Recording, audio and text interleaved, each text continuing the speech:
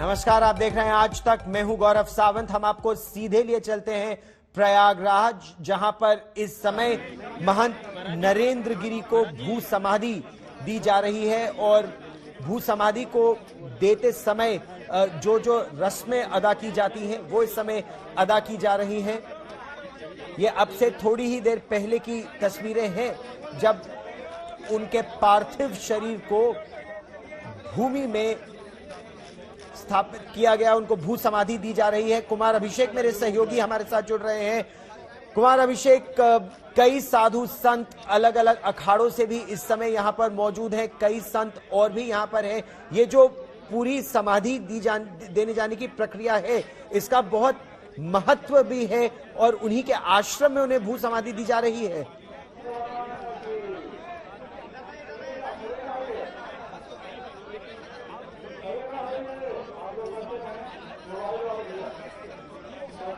बिल्कुल गौरव, ये भूमि समाधि है। शायद टेलीविजन में हम लोग भी पहली बार इस तरीके को अपने आंखों से देख पा रहे हैं, कैमरे से कैद कर पा रहे हैं। हम आपको थोड़ी उस ओर दिखाना चाहते हैं जहां पर उन्हें भूमि समाधि दी जा रही है और उनकी भूमि समाधि नीचे दी जा चुकी है और अब ऊपर से इस वक्त ये मिट्टी डाला जा रहा है और कुछ देर में ये पूरी जमीन समतल हो जाएगी। तकरीबन 10 से 12 फीट गहरा गड्ढा खोदा गया था और उसमें उन्हें शवासन की स्थिति में उनका ये अभी की उनकी भू समाधि हुई है। हम कैमरामैन से कहेंगे दिखाएं, लेकिन हमारे साथ इस वक्त मौनी बाबा हैं जो किसी प्रयागराज के हैं, इन्हीं अखाड़ों से जुड़े रहे हैं और इनसे भी जुड़े रहे, तो मैं प्रक्रिया जानेंगे।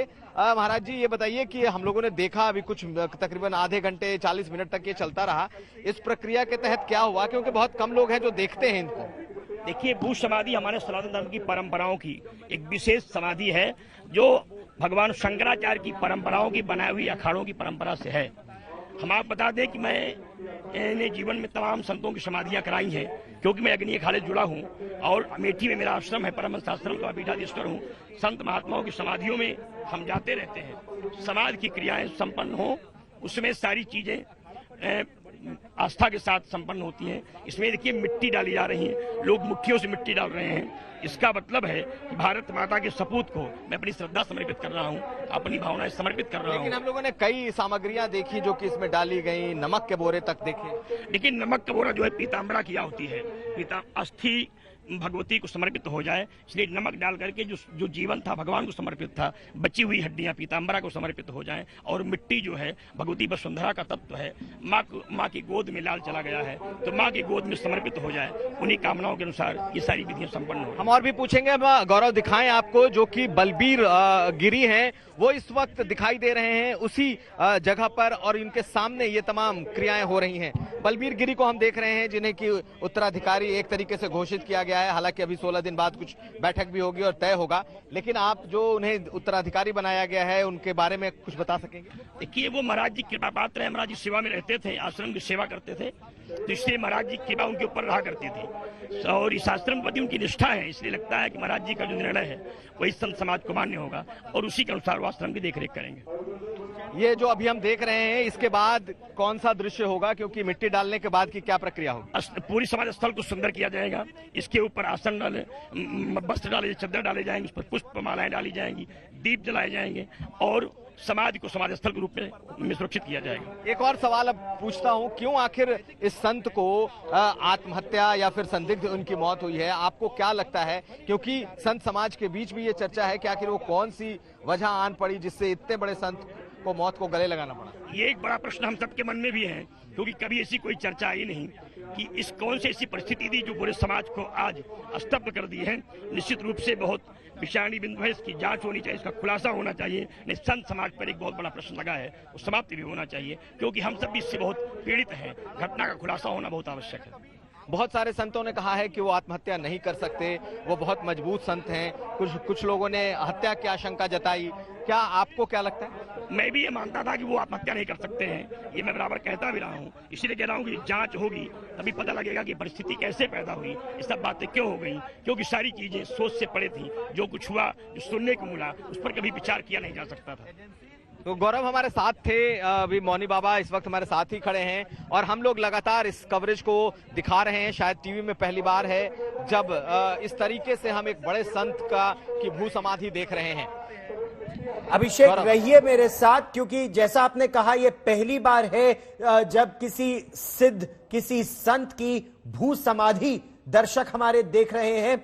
बागंबरी पीठ के महंत नरेंद्र गिरी का एक सुइसाइड नोट भी सामने आया है। उनकी मौत का रहस्य इससे और ज्यादा गहरा गया है। ब्लैकमेलिंग की बात आ रही है, एक कथित वीडियो की बात आ रही है। अभी तक इस किरदार के इस पूरे मामले के कई ऐसे किरदार हैं जो पर्दे में छिपे हैं। सुइसाइड नोट को एक तरह से देखा जा रहा है क्योंकि आनंद गिरी का यह दावा है कि वो तो लिखते पढ़ते खुद नहीं थे, लिखते नहीं थे खुद, कोई भी नोट होता था तो किसी और से लिखवाते थे। सवाल ये कि क्या सुइसाइड नोट की थ्योरी के परे कोई असल सच भी है?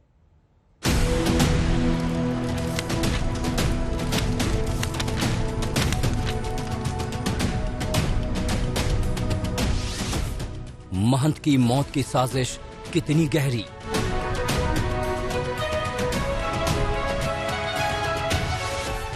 साजिश के कुल कितने किरदार?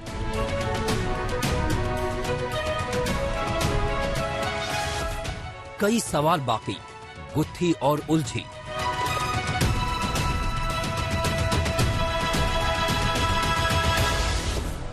सच सामने लाना इतना आसान नहीं।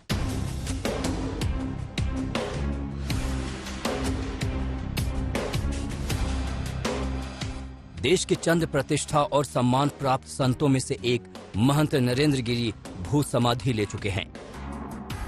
संगम की लहरों में स्नान कर महंत अनंत में विलीन हो गए, लेकिन उनकी मौत का राज अभी गंगा की गहराई से भी गहरे कहीं दफन है। साजिश का सच अब और पेचीदा हो गया है। साजिश की परतें अभी खुलनी बाकी हैं। उनका सुसाइड नोट सामने आने के बाद अब ये गुत्थी और उलझी दिखती है। सबसे बड़ा सवाल तो यही है कि जिस सुसाइड नोट के आधार पर यह मामला ब्लैकमेलिंग का लग रहा है, क्या वो सुसाइड नोट महंत जी ने ही लिखा था? सुसाइड नोट पर सवाल उठ रहे हैं। जांच से पहले ही इस पर शक गहरा रहा है। नरेंद्र गिरी के बरसों साथी रहे पूर्व सांसद और संत राम विलासी वेदांती ने जोर देकर कहा है कि ये सुसाइड नोट महंत जी ने नहीं लिखा, लेकिन उत्तराधिकारी बने बलवीर गिरी जोर देकर कह रहे हैं कि सुसाइड नोट उनके गुरु ने ही लिखा। उन्होंने नहीं लिखा ना, तो वो विषय सरकार का है, देखे जांच करे। आपने तो राइटिंग, आप साथ में रहते थे, लिखते तो वही थे ना। लिखने न लिखने से मतलब नहीं है। जिसको पता है कि ये अक्षर इस तरीके से लिखा गया और पूरा आप देखोगे, आपने देखा है कि नहीं देखा है? मैंने देखा है। तो आपको नहीं लगा कि वो पूरी तरह से एक जैसा है? क्या अलग दिख रहा है आपको? मैं चाहता हूं इसकी सीबीआई जांच हो। जब सीबीआई जांच होगी तभी असलियत की जानकारी हो पाएगी। सही, लेटर में बहुत कुछ लिख दिया है। देखिए, लेटर कई प्रकार के हैं, कई स्याही है, कई लोगों की राइटिंग है। ये किसने लेटर लिखा है, इस पर भी तो आपको डाउट है कि उन्होंने लिखा है? नहीं लिखा। कभी लेटर इतना लिखते ही नहीं थे, वो प्रश्न ही नहीं उपस्थित होता। उत्तराधिकारी बलबीर तक का नाम आत्महत्या कर नहीं सकते, हमको पूर्ण विश्वास है, बहादुर व्यक्ति थे वो। आखिर सुसाइड नोट पर सवाल क्यों उठ रहे हैं? इसकी ठोस वजहें हैं। कहा जा रहा है कि इसमें लिखावट एक जैसी नहीं है। 2 रंग के पेन का इस्तेमाल किया गया है। हस्ताक्षर में भी कुछ फर्क है। ये भी कहा जा रहा है कि महंत जी को ज्यादा लिखने की आदत नहीं थी, ऐसे में वो इतना लंबा नोट नहीं लिख सकते। रामविलास वेदांती ही नहीं, कई और संत ये मानने के लिए तैयार नहीं हैं कि नरेंद्र गिरी ने सुसाइड किया। उनको इसमें बड़ी साजिश की बू आती है। फांसी में पुलिस की गैर हाजिरी में निकाल लिए, उतार लिए, और संदेह कि ये सब पर रोक लगाने के लिए सरकार को चाहिए इसकी निष्पक्ष जांच तभी हो पाएगी जब सीबीआई जांच हो। कि छानबीन होना चाहिए तो छानबीन होना चाहिए। कोई भी राष्ट्र नेता हो, राजनेता हो, संत महात्मा हो और ऐसे अकाल मृत्यु मरे, ऐसी घटना घटे तो जरूर उसमें लोगों को ध्यान देके और जो है उसका छानबीन करना चाहिए। इस मौत मिस्ट्री की 3 बड़ी वजहें साफ साफ दिख रही हैं। मठ की जायदाद, कोई संदेहास्पद वीडियो और ब्लैकमेलिंग। लेकिन अगर ये मामला सिर्फ ब्लैकमेलिंग का है तो सवाल ये कि इस साजिश के कितने किरदार हैं। आनंद, आद्या और संदीप के साथ कौन कौन इसमें शामिल था, क्योंकि अकेले 3 लोग इस साजिश को अंजाम नहीं दे सकते। अगर नरेंद्र गिरी ने सुसाइड नोट के साथ वीडियो भी बनाया तो आखिर बाकी लोगों तक पहुंचने में पुलिस को वक्त क्यों लग रहा है? महंत नरेंद्र गिरी की मौत का रहस्य गहरा रहा है। यूपी सरकार ने SIT बना दी है, जांच भी तेज चाल से चल रही है, लेकिन सियासत में इस साजिश को लेकर सवाल उठ रहे हैं। कानून व्यवस्था को लेकर योगी सरकार 4.5 साल में पूरी तरह फेल साबित हुई है। हम निश्चित तौर पर दुखी हैं गिरी जी की मौत पर, मगर सवाल उठता है कि सरकार जिस तरीके से जल्दबाजी दिखा रही है। कांग्रेस पार्टी मांग करती है कि CBI जांच होनी चाहिए और वो भी हाई कोर्ट के सिटिंग बेंच के आधार पर। दूध का दूध और पानी का पानी होना चाहिए। महान नरेंद्र गिरी की आत्महत्या है कि हत्या, ये संदेह हर दिन गहराता जा रहा है। जिस तरह से सुसाइड नोट मिली है या जिस अवस्था में सुसाइड किया गया बताया जा रहा है, निश्चित रूप से संदेह के घेरे में है। हमें लगता है कि कोर्ट की निगरानी में जांच हो तो बेहतर होगा।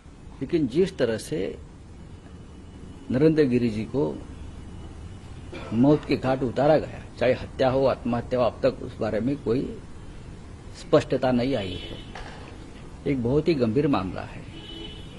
अब SIT का गठन हुआ है तो उस पूरी जांच पर योगी जी की नजर रहनी चाहिए, इतना ही मैं कहूंगा। यूपी सरकार और पुलिस के लिए भी सच को सामने लाना एक बड़ी चुनौती है। फिलहाल एक SIT मामले की जांच कर रहा है। प्रयागराज आए यूपी के डिप्टी CM से भी यही सवाल किया गया कि क्या CBI जांच का आदेश दिया जाएगा। पर जो भी आवश्यक कदम है, पुलिस जांच चल रही है, काफी सत्यता के निकट है, लेकिन प्रतीक्षा किया जाए। महंत नरेंद्र गिरी का विसरा प्रिजर्व किया गया है। पोस्टमार्टम की शुरुआती रिपोर्ट में फांसी के कारण मौत का शक है। पूरे पोस्टमार्टम की वीडियोग्राफी कराई गई है।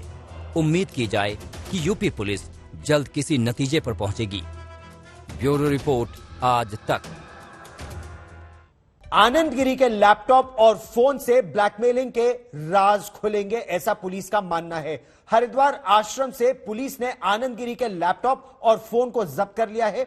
वहीं मौत की वजह और उसके गुनाहगारों को बेनकाब करने के लिए पुलिस ने आरोपियों से 12 घंटों तक कड़ी पूछताछ की है अब तक।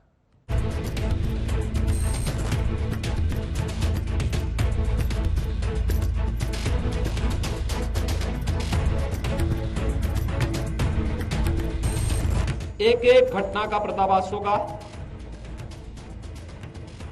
और दोषी अवश्य सजा पाएगा। क्या मामला है? कुछ नहीं मामला।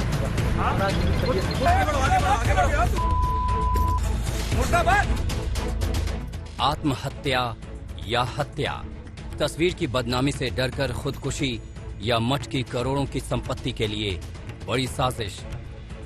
ऐसे तमाम पहलुओं का खुलासा करने के लिए प्रयागराज पुलिस लाइन में आनंद गिरी और दूसरे आरोपी आद्या तिवारी से अब तक 12 घंटे की पूछताछ की जा चुकी है।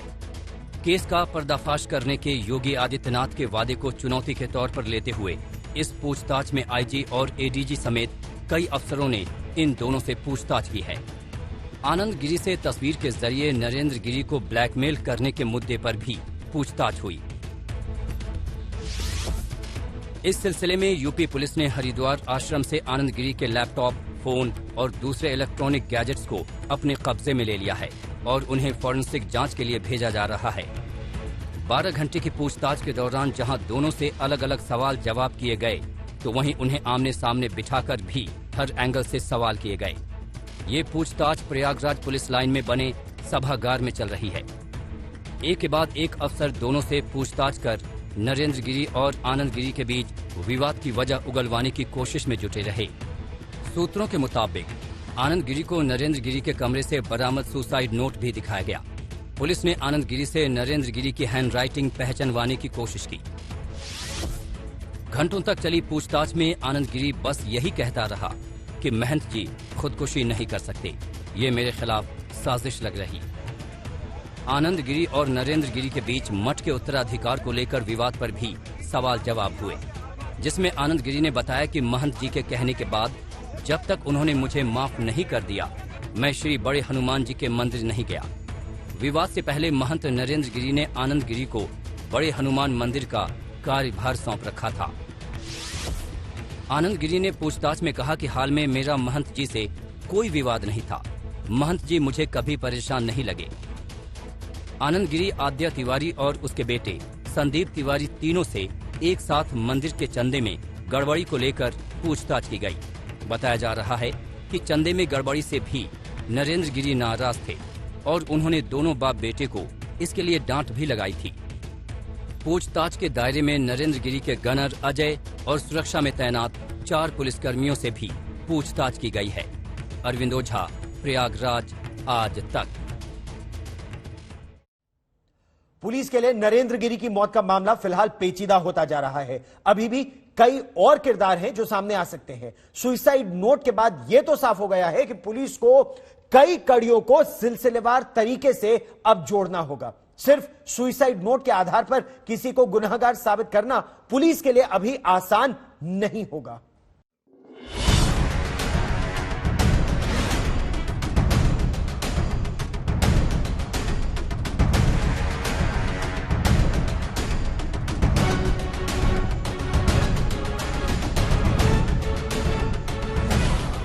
नरेंद्र गिरी की मौत के सच तक पहुंचना यूपी पुलिस के लिए बड़ी चुनौती है। एक ऐसा मामला जिसमें जरा सी चूक असली गुनहगारों तक पहुंचने में मुश्किल कर सकती है। 18 सदस्यों की एसआईटी भी बनाई जा चुकी है। आला अधिकारी सीधे जांच पर नजर रख रहे हैं। जांच टीमों ने आनंद गिरी और बाकी 2 आरोपियों आद्या तिवारी और उसके बेटे संदीप तिवारी पर सवालों की बौछार शुरू कर दी है। शक के घेरे में आए आनंद गिरी से पुलिस ने 12 घंटे की पूछताछ की। गिरफ्तार दूसरे आरोपी आद्या तिवारी से भी सवाल किए गए। दोनों को आमने सामने बैठाकर भी पूछताछ की गई। आनंद गिरी को मौकाए वारदात से बरामद सुसाइड नोट भी दिखाया गया। पुलिस ने आनंद गिरी से नरेंद्र गिरी के हैंडराइटिंग पहचान कराने की कोशिश की। अब आपको बताते हैं कि पुलिस पूछताछ में अब तक आनंद क्या बोला। आनंद ने सवालों के जवाब में कहा कि महंत जी खुदकुशी नहीं कर सकते, ये मेरे खिलाफ साजिश लग रही है। महंत जी ने मुझे माफ नहीं किया, तब तक मैं बड़े हनुमान जी के मंदिर नहीं गया। मेरा महंत जी से कोई विवाद नहीं था और न ही वो मुझे परेशान लगे। पुलिस ने आनंद गिरी का फोन और लैपटॉप कब्जे में लिया है। इनकी फॉरेंसिक जांच होगी। पुलिस सूत्रों के मुताबिक आनंद गिरी को मौका वारदात से बरामद वो सुसाइड नोट भी दिखाया गया और पुलिस अधिकारियों ने आनंद गिरी से पूछा कि क्या ये हैंडराइटिंग नरेंद्र गिरी की है। इस दौरान आनंद गिरी पूरी तरीके से खामोश रहा, लेकिन पूछताछ में वो बताता रहा कि नरेंद्र गिरी आत्महत्या नहीं कर सकते, ये साजिश है और मुझे फंसाया जा रहा है। इसके अलावा पुलिस ने आनंद गिरी से ब्लैकमेलिंग के सवाल पर भी कई राउंड की पूछताछ की। इसके अलावा गिरफ्तार दूसरे आरोपी आद्या तिवारी और आनंद गिरी को आमने सामने बिठाकर पूछताछ की गई। कानून के जानकारों का कहना है कि सुसाइड नोट के बाद इस केस में पुलिस को ब्लैकमेलिंग यानी आईपीसी की धारा 503 और आपराधिक साजिश 120B की जैसी धाराओं को जोड़ना पड़ेगा। सुसाइड नोट में कई लोगों के नाम हैं, लिहाजा इसमें पुलिस कॉमन इंटेंशन यानी धारा 34 का इस्तेमाल भी कर सकती है, क्योंकि सिर्फ 306 यानी खुदकुशी के लिए उकसाने में दोष साबित करना आसान नहीं होता। पुलिस को बारीकी से एक एक कड़ी जोड़नी होगी। सिर्फ आनंद गिरी का सुसाइड नोट में नाम या फिर रिकॉर्डेड वीडियो बयान में जिक्र से बात नहीं बनेगी। पुलिस को उस वीडियो को बरामद करना होगा जिसके आधार पर कथित रूप से महंत जी को ब्लैकमेल किया जा रहा था। अगर कोई ऐसा वीडियो है तो इससे जुड़े सारे किरदारों पर शिकंजा कसना होगा। जायदाद खुर्द बुर्द करने या बेचने का दबाव बनाने से जुड़े सबूत भी जुटाने होंगे। जाहिर है पुलिस के लिए ये जांच का रास्ता लंबा है। ब्यूरो रिपोर्ट, आज तक। आनंद गिरी के अलावा सुसाइड नोट में आद्या तिवारी और उसके बेटे संदीप तिवारी का भी नाम है। पुलिस उन दोनों से भी पूछताछ कर रही है। इस बीच नरेंद्र गिरी और आनंद गिरी के बाप बेटे की इस जोड़ी के कुछ करीबी भी नए खुलासे हुए हैं। देखिए इन दोनों का केस में क्या रोल है।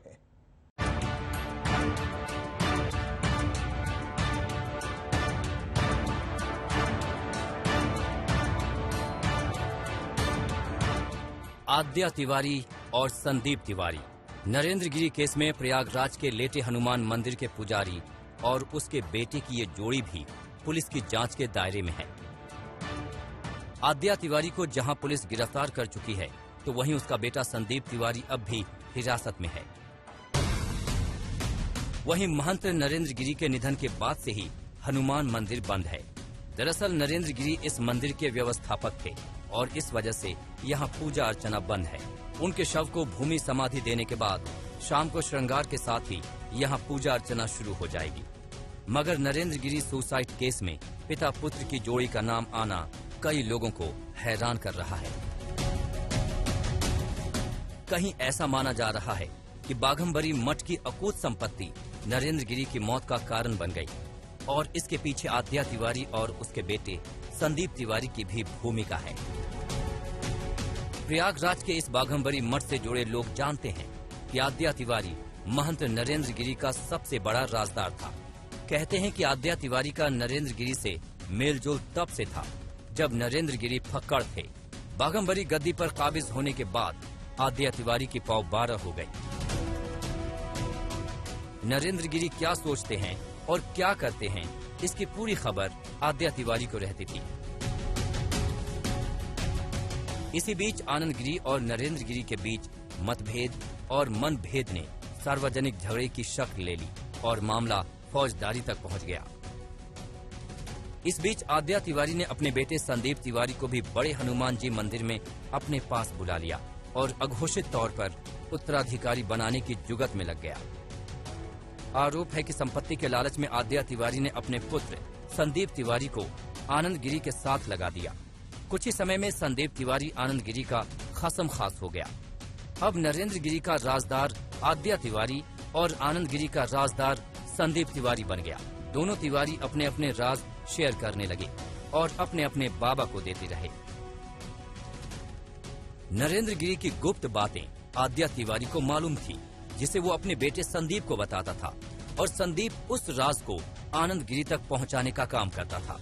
इस कारण गुरु चेले की नब्ज पर दोनों पिता पुत्र की खासी पकड़ हो गई थी। अब तीनों पर पुलिस शिकंजा कस चुकी है और उनसे पूछताछ कर रही है, लिहाजा कई राज सामने आएंगे। इसमें कई लोग हैं जो संदेह के दायरे में हैं, उन सभी को पूछताछ के लिए बुलाया गया है और जिनके खिलाफ अपराध सिद्ध होगा उन्हें शिकायत खुली हुई है। जैसे ही पोस्टमार्टम रिपोर्ट आएगी, इन्वेस्टिगेशन आगे बढ़ेगी, पता किया जाएगा। आनंद गिरी और आद्या तिवारी समेत कई संदिग्धों से प्रयागराज पुलिस लाइन में पूछताछ चल रही है। माना जा रहा है कि पुलिस जल्द ऐसे खुलासे कर सकती है जो पूरे केस की दिशा बदल सकते हैं। दिल्ली में संजय शर्मा और प्रयागराज में संतोष कुमार के साथ आज तक ब्यूरो।